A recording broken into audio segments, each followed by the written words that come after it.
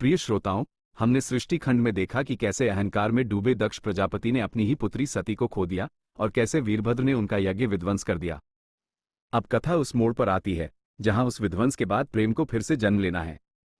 सती खंड वह कथा है जो हमें सिखाती है कि प्रेम शरीर का मोहताज नहीं होता, तपस्या से बड़ी कोई शक्ति नहीं होती और शक्ति को स्वयं परमेश्वर को पति रूप में पाने के लिए कितना कठिन मार्ग तय करना पड़ता है। ये कथा है पार्वती के जन्म की, उनके कठोर तप की और उनके शिव से पुनः मिलन की। तो आइए अपने हृदय के द्वार खोलें और इस अमर प्रेम गाथा में खो जाएं। अध्याय 1।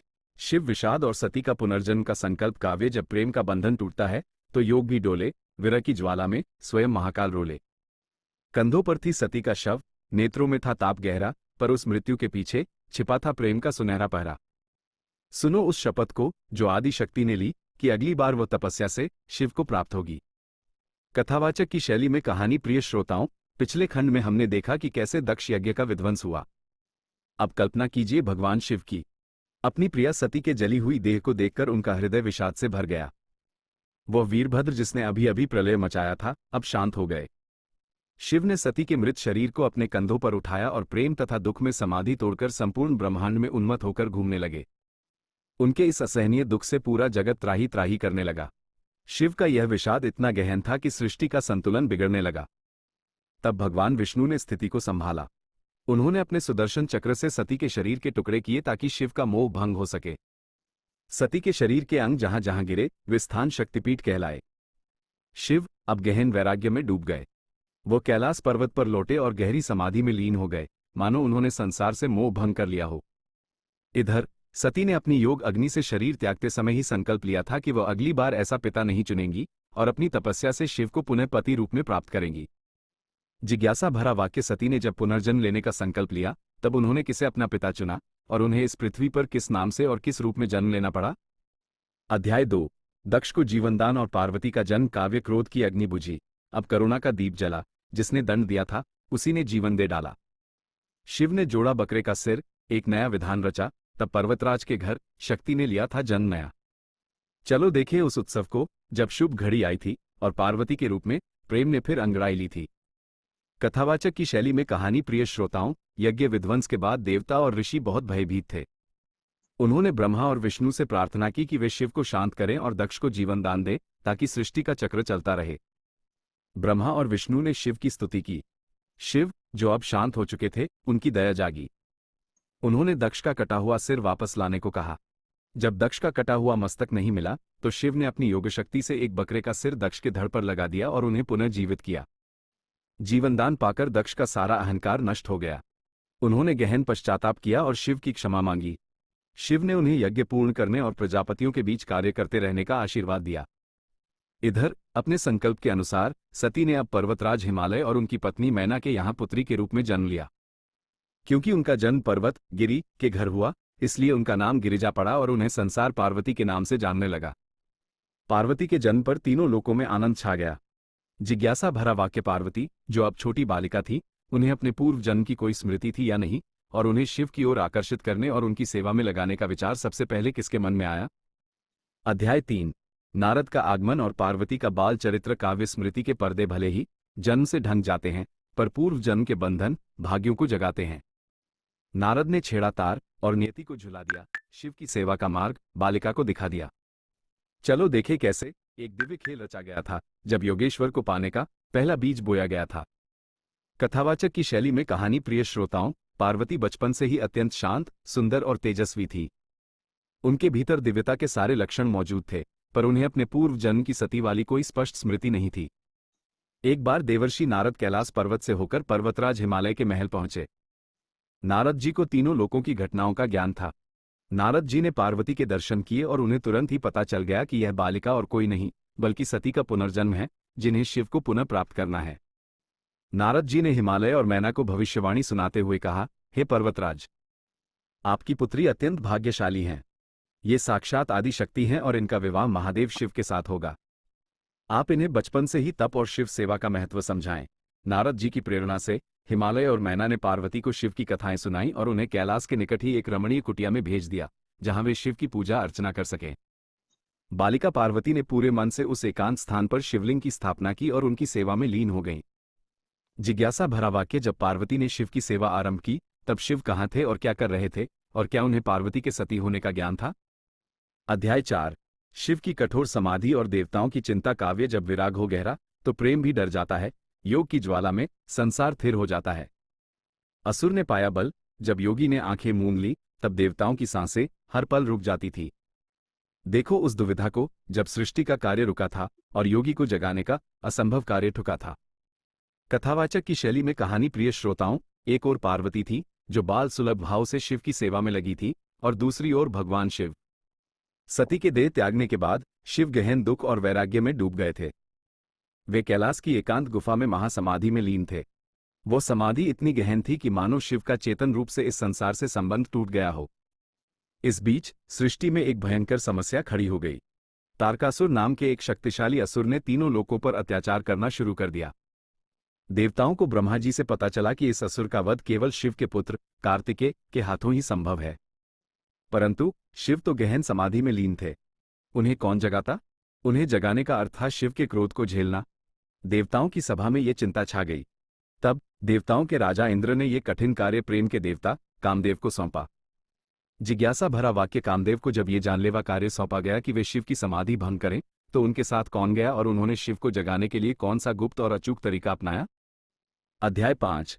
देवताओं का निवेदन और कामदेव की योजना। काव्य। प्रेम का देवता भी उस पल भयभीत हुआ जब योगी को जगाने का कठिन विधान हुआ। काम जानता था कि शिव का क्रोध है महाकाल से भी ऊपर, पर देवताओं की पुकार पर वह हुआ तत्पर। मिलो उस रणनीति से जहां पुष्प के बाण चले थे और वसंत को लाने का प्रयास किया गया था। कथावाचक की शैली में कहानी। प्रिय श्रोताओं, देवताओं ने जब कामदेव को शिव की समाधि भंग करने के लिए कहा तो कामदेव और उनकी पत्नी रति दोनों ही भय से कांप उठे। वे याद कर रहे थे कि पिछली बार जब उन्होंने ब्रह्मा पर बाण चलाया था तो शिव ने उन्हें भस्म कर दिया था। लेकिन इंद्र ने उन्हें समझाया कि यह कार्य सृष्टि के लिए आवश्यक है। तारकासुर का वध केवल शिवपुत्र ही कर सकता है, और शिव विवाह तभी करेंगे जब उनकी समाधि टूटेगी। कामदेव ने विवश होकर यह कार्य स्वीकार किया। उन्होंने अपनी पत्नी रति और अपने सबसे प्रिय मित्र वसंत ऋतु को साथ लिया। कामदेव ने योजना बनाई कि वे शिव को मोह में नहीं फंसाएंगे, बल्कि केवल उनकी समाधि भंग करेंगे ताकि उन्हें पार्वती की सेवा का आभास हो। उन्होंने कैलाश पर्वत पर कदम रखा।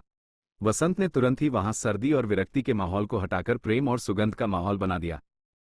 फूल खिल उठे, हवा मादक हो गई। उसी समय पार्वती अपनी सहेलियों के साथ शिवलिंग की पूजा के लिए वहां पहुंची। ये देखकर कामदेव ने सोचा कि यही उत्तम अवसर है। जिज्ञासा भरा वाक्य। कामदेव ने किस पुष्प बाण का प्रयोग किया, और क्या उनका वह तीखा तीर शिव की समाधि भंग कर पाया या नहीं, और यदि कर पाया तो इसका पहला परिणाम क्या हुआ? अध्याय 6। कामदेव का बाण और शिव का तीसरा नेत्र। काव्य। जब तपस्या पर चलता है कोई मायावी वार, तब अग्नि बनकर उतरता है संहार का आकार। पुष्प का वह बाण काम का अंतिम अहंकार था जिसने जगाया रुद्र को, वही काल का प्रहार था। सुनो वो ध्वनि जो सृष्टि को थर्रा गई जब प्रेम की सत्ता विरोध में पिघल गई। कथावाचक की शैली में कहानी। प्रिय श्रोताओं, जैसे ही पार्वती ने शिवलिंग पर फूल चढ़ाया, कामदेव ने वसंत के मादक वातावरण का फायदा उठाया। कामदेव ने अपने धनुष पर सम्मोहन नामक पुष्प बाण को चढ़ाया और अत्यंत चतुराई से शिव के हृदय को लक्ष्य बनाकर तीर चला दिया। बाण के स्पर्श मात्र से ही गहन समाधि में लीन शिव की आंखें खुल गईं। उनकी समाधि भंग हो गई। समाधि भंग होते ही शिव के मन में क्रोध की पहली लहर उठी, और साथ ही उन्हें अपने सामने खड़ी अत्यंत सुंदर और सेवा में लीन पार्वती का दर्शन हुआ। शिव का क्रोध और मोह का द्वंद्व क्षण भर का था। वह तुरंत समझ गए कि उनकी समाधि भंग करने का दुस्साहस किसने किया है। शिव ने क्रोध में अपनी नजरें चारों ओर घुमाईं। उन्होंने देखा कि वहां छिपा हुआ कामदेव उन्हें धनुष ताने खड़ा है। शिव को भयंकर क्रोध आया कि उनके योग को भंग करने का प्रयास किया गया है। उन्होंने तत्काल अपना तीसरा नेत्र खोला। उस नेत्र से भयंकर अग्नि की ज्वाला निकली जिसने सीधे कामदेव को जलाकर भस्म कर दिया। जिज्ञासा भरा वाक्य। कामदेव के भस्म होते ही उनकी पत्नी रति ने वहां क्या अत्यंत मार्मिक कार्य किया, और पार्वती ने अपने सामने हुए इस भयंकर घटनाक्रम से क्या सीखा? अध्याय 7।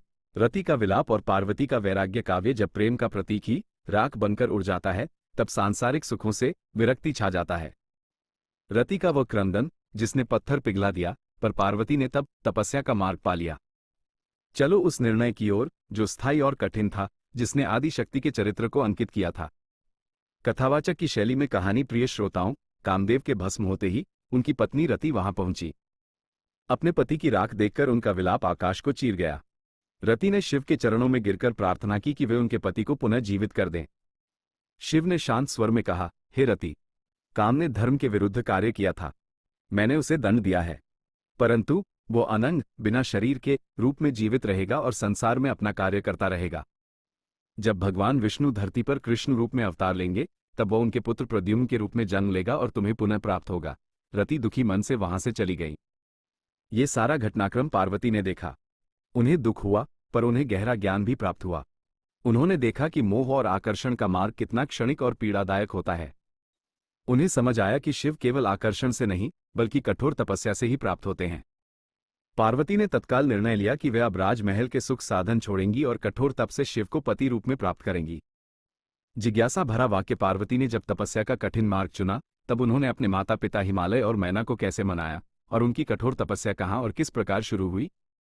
अध्याय 8। पार्वती की प्रतिज्ञा और कठोर तपस्या का आरंभ। काव्य राजसी सुख को छोड़ा, पहना वलकल का वस्त्र, प्रेम को पाने चली, हाथ में तप का अस्त्र। न सर्दी की परवाह की, न गर्मी का भय था, बस शिव के चरणों में जीवन का अंतिम लय था। सुनो उस कठोरता को जिसने सृष्टि को हिला दिया, जब पार्वती ने प्रेम को तपस्या से मिला दिया। कथावाचक की शैली में कहानी। प्रिय श्रोताओं, पार्वती ने अपने माता पिता के सामने अपनी प्रतिज्ञा रखी, या तो मैं शिव को पति रूप में प्राप्त करूंगी या अपने प्राण त्याग दूंगी। हिमालय और मैना ने उन्हें बहुत समझाया, क्योंकि वे नहीं चाहते थे कि उनकी लाडली पुत्री कठोर कष्ट सहे। पर पार्वती का संकल्प इतना अटूट था कि उन्हें अंततः आज्ञा देनी पड़ी। पार्वती ने अपने शरीर पर साधारण वस्त्र पहने, अपने आभूषण त्यागे और कैलाश के निकट ही एक एकांत वन में जाकर तपस्या आरंभ कर दी। उनकी तपस्या इतनी कठोर थी कि उसका वर्णन करना भी कठिन है। पहले उन्होंने केवल फल और मूल खाए, फिर उन्होंने पत्ते खाना भी छोड़ दिया, इसलिए उन्हें अपर्णा कहा गया। उन्होंने गर्मी में चारों ओर अग्नि जलाकर उसके बीच बैठकर तप किया, पंचाग्नि।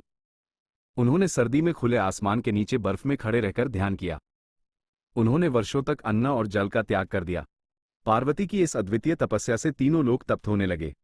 बड़े बड़े ऋषि मुनि भी उनकी तपस्या देखकर आश्चर्यचकित रह गए।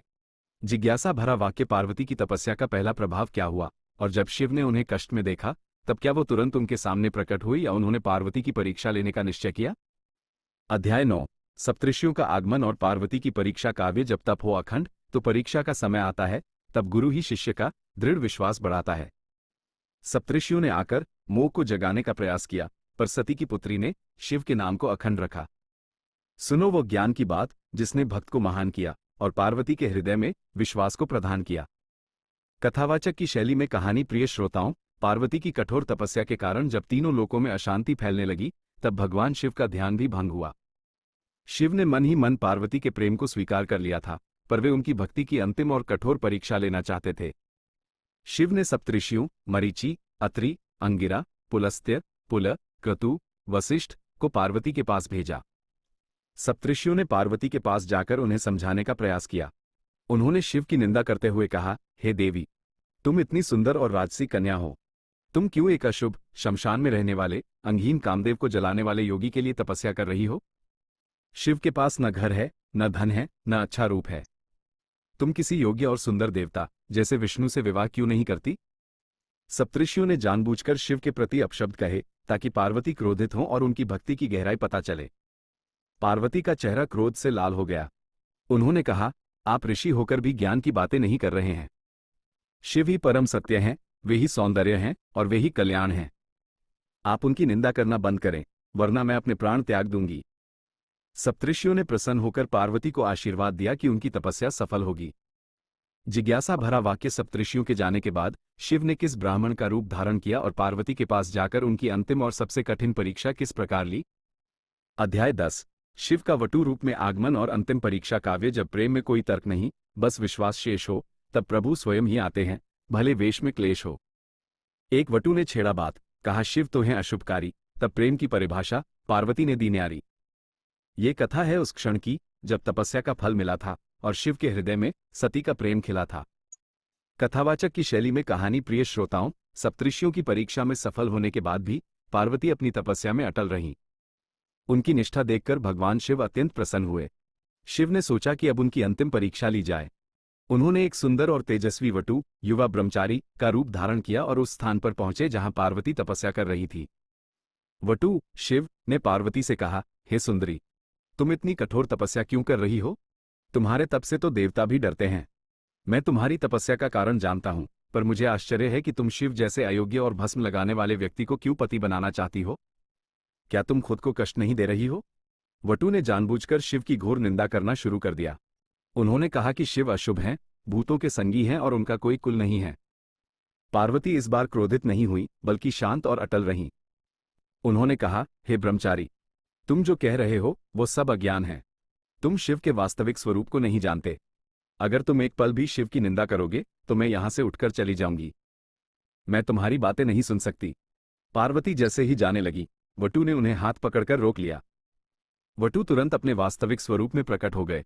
वो स्वयं भगवान शिव थे। शिव ने भावुक होकर कहा, हे पार्वती, आज तुम्हारी तपस्या सफल हुई। तुम्हारे अटूट प्रेम और अखंड विश्वास ने मुझे खरीद लिया है। मैं तुम्हें पत्नी रूप में स्वीकार करता हूं। जिज्ञासा भरा वाक्य। जब शिव ने पार्वती को प्रत्यक्ष दर्शन दिए और उन्हें पत्नी रूप में स्वीकार किया, तब उन्होंने विवाह के लिए पर्वतराज हिमालय को मनाने के लिए किन सप्तऋषियों को दूत बनाकर भेजा?